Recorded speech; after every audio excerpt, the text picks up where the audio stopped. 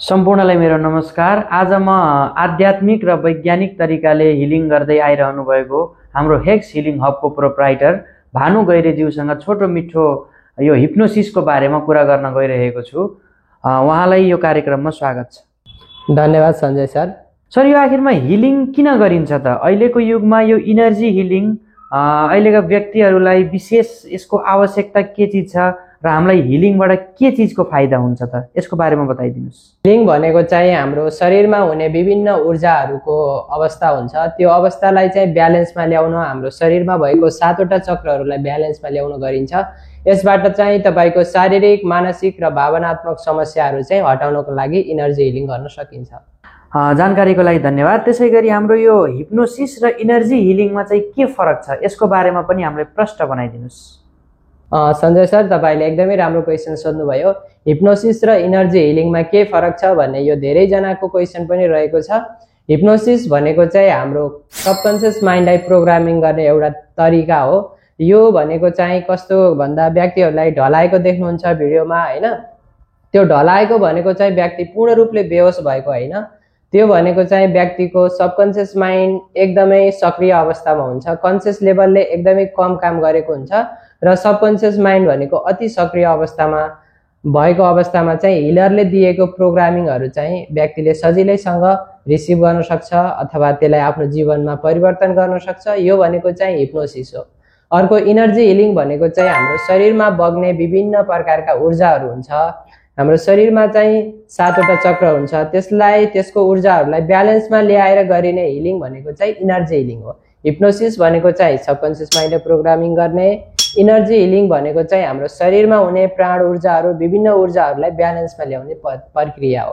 जुन हाम्रो यहाँ हिलिङ छ, त्यो जुन हिलिङ गर्नुहुन्छ तपाईँले, जुन मान्छेहरूलाई उपचार एउटा पद्धति छ तपाईँको, कि यो हिलिङले सबै व्यक्तिहरूमा बराबर नै असर गर्ने गर्छ कि यसमा के छ?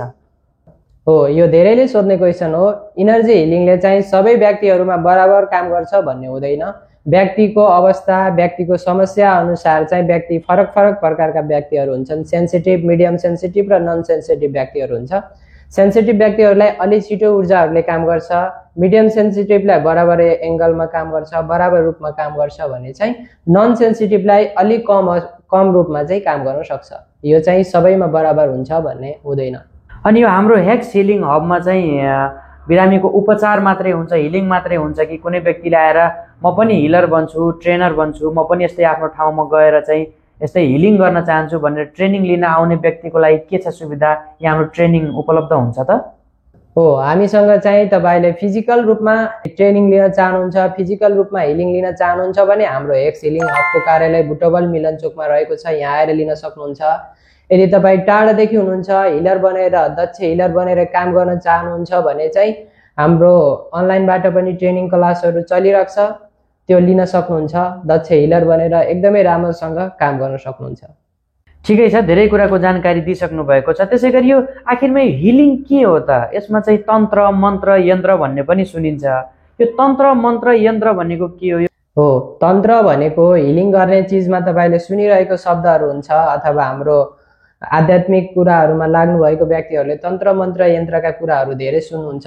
यो हिलिङ भनेको चाहिँ तपाईँले कुनै पनि मन्त्रको माध्यमबाट गर्नुहुन्छ भने त्यो तन्त्र हिलिङ भन्न सकिन्छ। त्यसलाई तन्त्र भनेको चाहिँ एउटा टेक्निक हो। त्यसलाई कसरी गर्ने, के गरेर कुन कुन तरिकाले गर्ने भनेको टेक्निक हो तन्त्र भनेको। अर्को मन्त्र भनेको चाहिँ कुनै पनि साउन्डको आधारमा, फ्रिक्वेन्सीको आधारमा गरिने चिजलाई चाहिँ मन्त्र भन्न सकिन्छ। अर्को यन्त्र भनेको चाहिँ डिभाइस। तपाईँले अब विभिन्न प्रकारका डिभाइसहरू सुन्नुहुन्छ, होइन? विभिन्न प्रकारका यन्त्र, लक्ष्मी यन्त्रहरू हुन्छ, त्यो भनेको चाहिँ यन्त्र हो।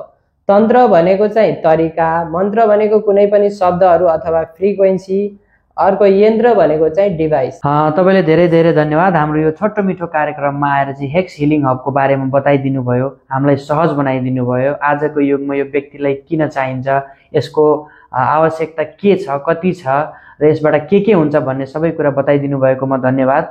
धन्यवाद सञ्जय सर। तपाईँले यो कार्यक्रममा मलाई निमन्त्रणा दिएर यहाँ आफ्नो कुराहरू सोधेर केही कुराहरू बुझ्न चाहनुभयो। यो हाम्रो दर्शकहरूलाई पनि बुझाउन सक्नुभयो, त्यसको लागि हृदयदेखि धन्यवाद। तपाईँलाई पनि यस्तै खालको समस्या छ, अनिद्राको समस्या छ, तनाव हुन्छ, एन्जाइटी हुन्छ, अथवा एक्लो बस्न मन लाग्छ, कसैसँग बोल्नु मन लाग्दैन भने तपाईँले एकचोटि सम्झिनै पर्ने हुन्छ, हेक्स हिलिङ हब एकचोटि अवश्य आइदिनु होला। धन्यवाद।